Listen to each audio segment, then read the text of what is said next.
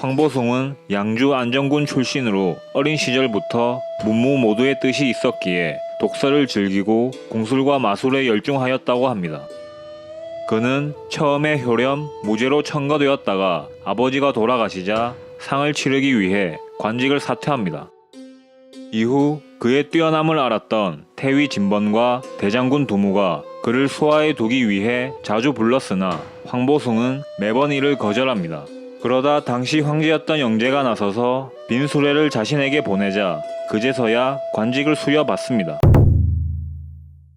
중평원년 황건적의 난이 발생하여 전국이 진동합니다. 수많은 관부가 불탔고 마을들은 약탈당했으며 관리들은 도망가기에 바빴습니다.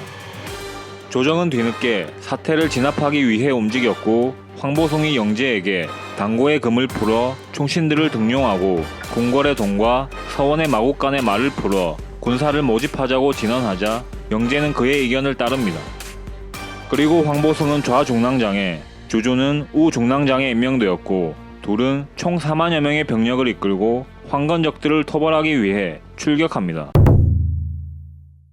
황보숭과 주주는 먼저 영천 지역의 황건적들을 토벌하러 갑니다. 주준이 먼저 황건적의 지휘관인 하제의 군대와 전투를 벌였지만 패배하였고 황건적의 세력이 만만치 않음을 알게 된 황보숭은 일단 물러나 장사에서 수비를 합니다. 승기를 잡은 파제는 수많은 병력으로 성을 포위하였는데 황보숭의 병사들은 적의 숫자를 보고 겁을 먹은 상태였습니다. 이에 황보숭은 굴리들을 불러 말하길 전투에서는 기세가 중요하고 병사의 수가 많고 적음은 중요하지 않다. 지금 도적들은 초원에 진영을 두고 있는데 바람을 이용해 불을 놓아버리면 필시 크게 놀라 붕괴할 것이다. 이때 적을 공격한다면 이길 수 있을 것이다. 그날 저녁에 강풍이 불자 황보숭은 병사들에게 명령을 내려 전원에게 횃불을 들고 성곽을 오르게 하였고 정예 병력을 은밀히 밖으로 내보내 적진에 불을 놓으며 큰 소리를 지르게 합니다.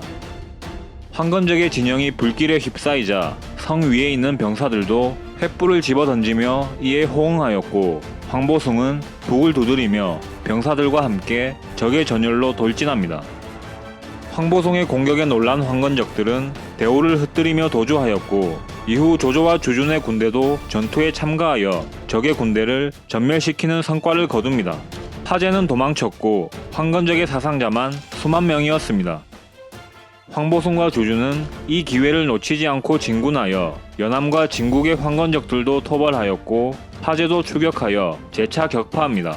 그리고 계속된 전투에서 황건적들을 모두 전멸시키니 황건적들은 황보숭의 이름만 들어도 벌벌 떨었을 듯합니다. 장각의 본대와 대치하고 있던 오식은 황관의 모함으로 감옥에 갇혔고 후임인 동탁은 장각을 공격하였으나 성과를 얻지 못하고 퇴각하였기에 조정의 명에 따라 황보숭이 직접 군대를 이끌게 됩니다. 황보숭은 장각의 동생 장량과 안평군에서 전투를 벌였는데 장량이 이끄는 부대는 황건적 내에서도 최강의 병사들로 황보숭은 전투에서 이길 수 없었습니다. 이에 황보숭은 진영의 문을 닫고 병사들을 쉬게 함과 동시에 적의 동태를 살핍니다. 그리고 적의 전의가 느슨해진 것을 깨달은 황보숭은 밤에 은밀히 병사들을 이끌고 출격하여 새벽에 적의 진영으로 돌입하여 전투를 벌입니다. 황보숭의 기습에 적들은 무너졌고 해질 무렵까지 전투가 이어집니다. 마침내 전투에서 장량은 참수되었고 황건적 3만여 명이 목이 잘리고 물에 빠져 죽은 자가 5만여 명이었다고 합니다. 게다가 수많은 물자와 적의 처자 또한 포획하여 완전한 대승을 거두었고 이미 죽은 장각의 관을 연 뒤 목을 베어 조정에 보냅니다. 이후 황보숭은 장각의 다른 동생인 장보를 거륵군에서 격파하여 참수하고 10여만 명에 이르는 황건적들을 참수하거나 생포하여 황건적의 난을 실질적으로 종식시킵니다. 황건적의 난으로 전 국토가 피폐해졌기 때문에 황보숭은 상표를 올려 기주의 1년간의 조세를 굶주린 백성에게 나누어 줄 것을 청원하였고 영제는 이를 따릅니다. 이와 같은 황보숭의 노력에 백성들은 천하는 크게 어지러워졌다. 저작거리는 황폐해졌으며 어미는 자식을 돌보지 못하고 아내는 남편을 잃었다. 그러나 황보님의 은덕으로 다시 평화롭게 살 수 있게 되었구나 라고 노래를 불렀다고 합니다. 게다가 황보숭은 자신의 사졸들에게 온정으로서 자비롭게 대하였으므로 그들 모두가 황보숭을 진심으로 따랐습니다. 황보숭은 항상 군을 진격하거나 머물 때 진막이 완전히 차려진 이후에야 수경에 들어갔고 군사들이 모두 식사를 마친 다음에야 밥을 먹었습니다. 그리고 부하 가운데 뇌물을 받은 자들이 나오자 이들을 탓하지 않고 자신의 군품을 내어주니 뇌물을 받은 부하들은 이를 부끄럽게 생각했고 어떤 이는 자살까지 했다고 합니다. 그리고 당시 큰 권력을 가진 중상시 조충의 저택이 법을 어긴 것을 발견하고 상주하여 이를 몰수하였고 중상시 장양이 은밀히 뇌물을 요구하였으나 이를 거절합니다. 이처럼 황보숭은 상대의 권세와 상관없이 원칙에 따라 이를 수행하였습니다. 황보숭은 변장과 한수의 난이 일어나자 군대를 이끌고 가서 진압하였고 188년 왕국이 진창을 포위하고 공격해오자 연이어 출병합니다. 당시 황보숭은 좌장군에 임명되어 전장군인 동탁과 함께 각기 2만 병력을 이끌고 있었습니다. 동탁은 황보숭에게 현명한 자는 때를 놓치지 않으며 용감한 자는 결단을 늦추지 않는다고 하였소. 우리의 군대가 빠르게 진격하여 진창을 구원한다면 성을 지킬 수 있을 것이고 늦어지면 성은 함락될 것이요 라고 말합니다.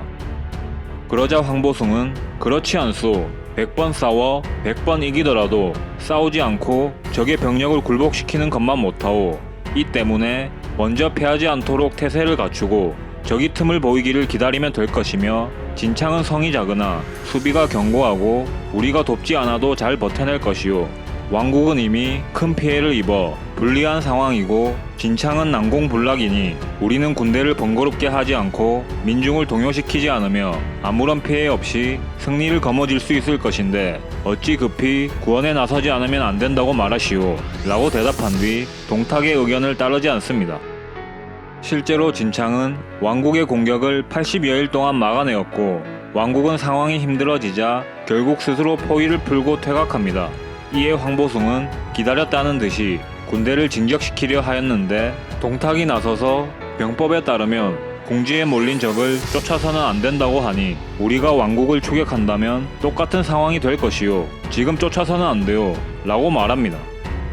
하지만 황보숭은 전에 내가 왕국을 공격하지 않았던 것은 그들의 예봉을 피하기 위해서였고 지금 공격을 하려는 것은 그들이 쇠약해졌기 때문이요. 지금 적들은 퇴각하는 자들이 아니라 도망치는 자들이며 사기가 땅에 떨어졌으니 궁지에 몰린 적을 공격하는 것과 다르오 라고 말하고는 동탁은 후방에 남겨두고 단독으로 진격하여 왕국의 군대를 공격합니다.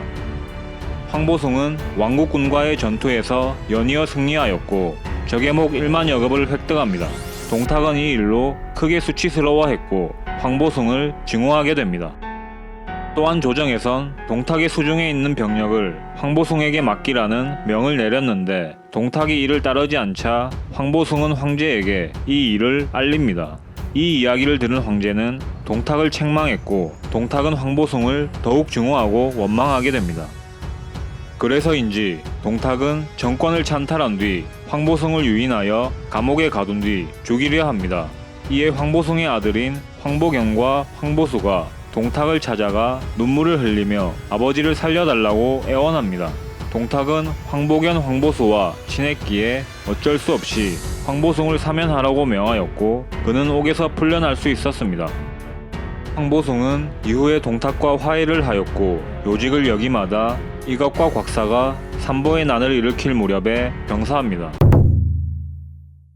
황보숭의 명성은 천하에 휘날렸으나 반대로 조정은 날로 어지러워지니 염충이라는 자가 황보숭을 찾아와 지금 황제는 유방, 항우보다도 힘이 약하고 장군의 권세는 한신보다도 큽니다 라고 말하며 새로운 왕조를 열라고 권유했으나 황보숭은 단칼에 거절했다고 합니다. 동탁은 모든 신하들을 길에 도열하여 자신을 맞이하게 했는데 이때 황보숭도 참석시켜 그를 굴복시키려 하였습니다. 절이 끝나자 동탁은 손을 휘두르며 의진, 아직도 나에게 복종하지 않을 것인가? 라고 말했고 이에 황보숭이 웃으며 가볍게 인사를 하니 이로 인해 동탁은 황보숭에 대한 마음을 풀었다고 합니다. 당나라에서 무성왕 강태공에게 제사를 지낼 때 무성왕 옆으로 74인의 명장들을 함께 배양하였는데 황보숭이 그중 한 명이었다고 합니다.